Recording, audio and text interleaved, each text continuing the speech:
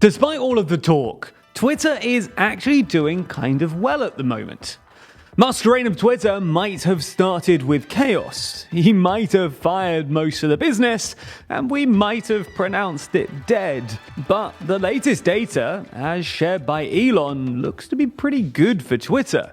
These slides come from a recent meeting at Twitter HQ. So we're going to be diving through the data they present, as well as examining what these slides tell us about the future of Twitter.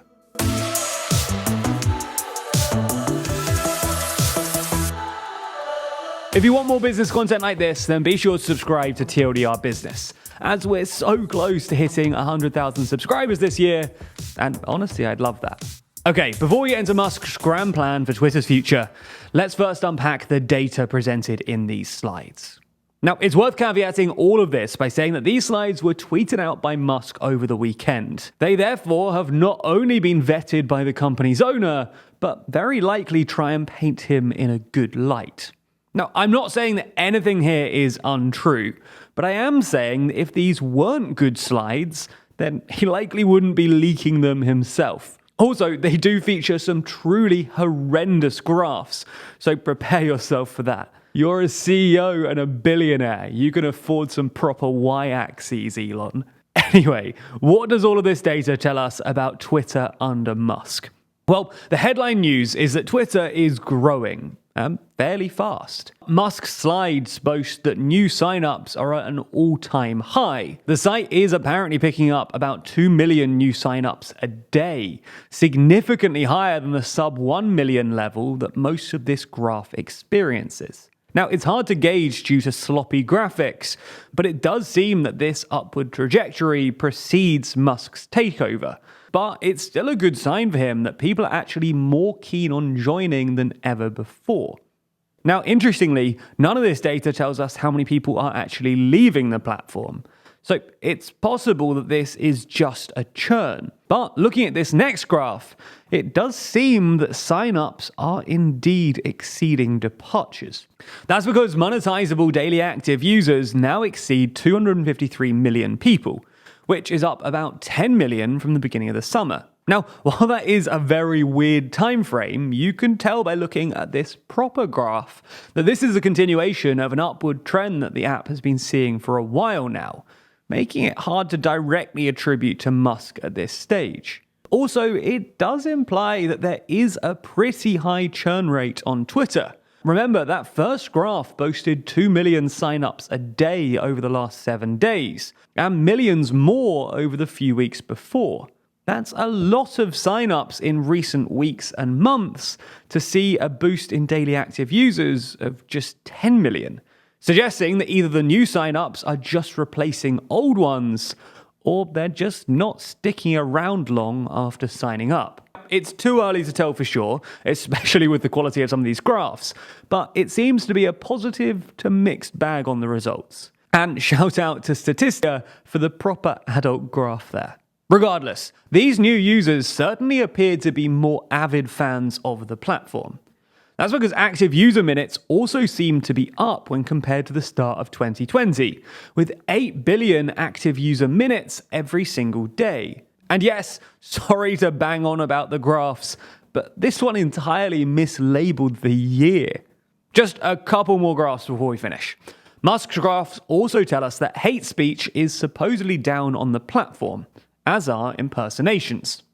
Now, hate speech impressions is a weird metric, and one that's surely hard to measure. But apparently it's down from an over 10 million impression peak, back down to the level seen at the end of last year. Now, 2.5 million hate speech impressions still sounds pretty bad, but if it really is back down, then I guess that's good, especially considering some of the accounts that are being let back on the app at the moment. Finally, on impersonation, these slides do recognize the huge spike in impersonation since Musk's tenure began, especially during the Twitter Blue fiasco. Now, this data claims that these impersonations are back down again, which anecdotally does seem to be more true than the hate speech data.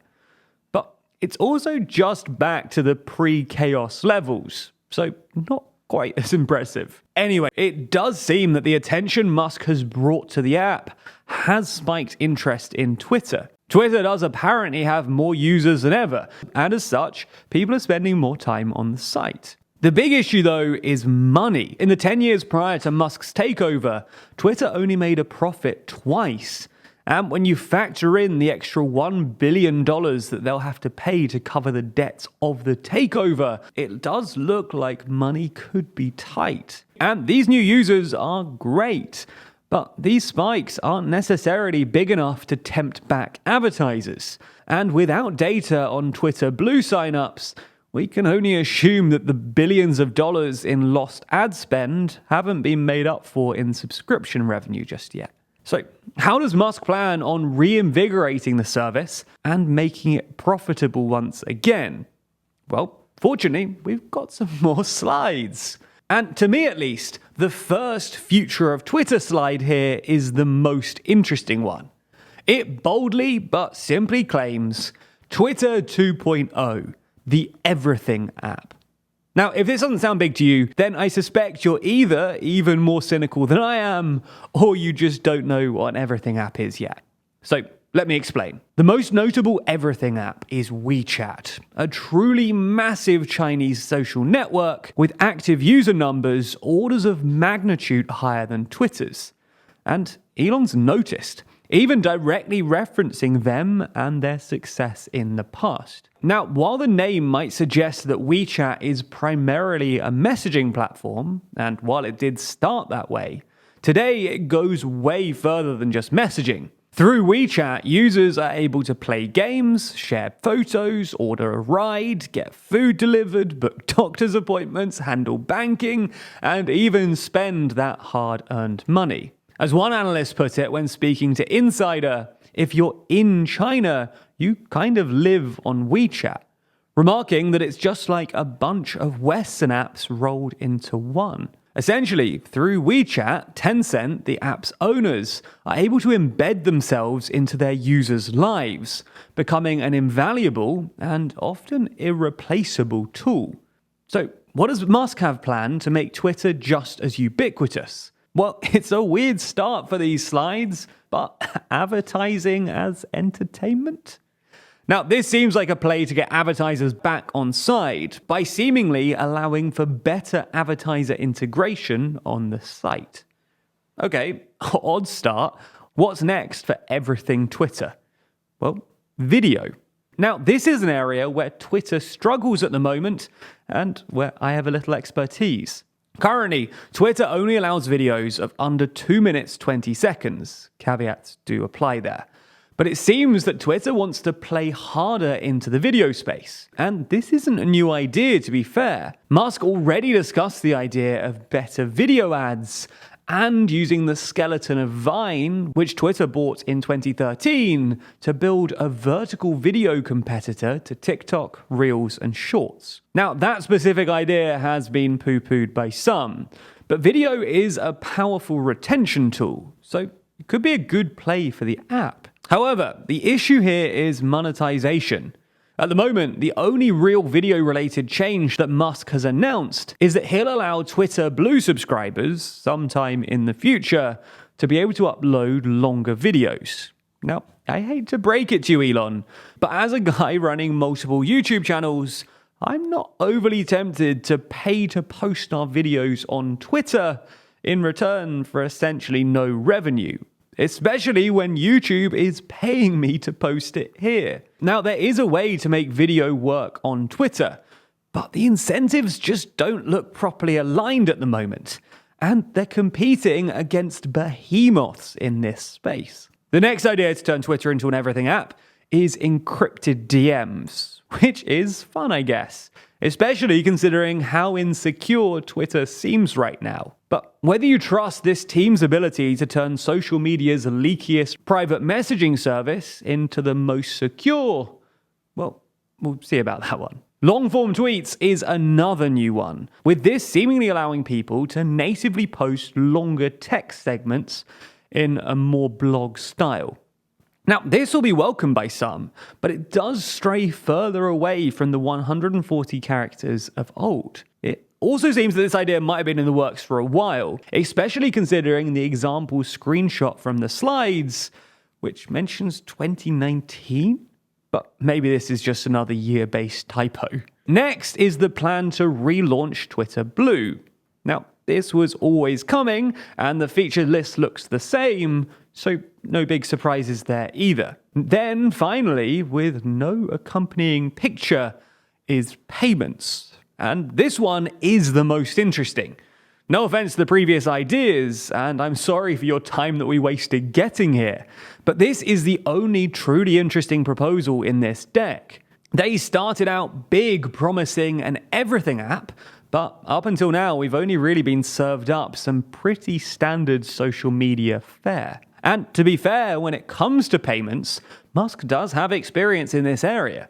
His first business, X.com, was also in the payments space. And he made his first billions from its merger to form PayPal. Musk also has had a keen interest in crypto in the past, which might be having a difficult moment right now, but could potentially be big again in the future, and could therefore be something that Twitter's able to cash in on. So, offering payment services through Twitter could make sense. I mean, it could. The thing is that while payment services do give other super apps like WeChat an edge in their market, things aren't quite the same for Twitter.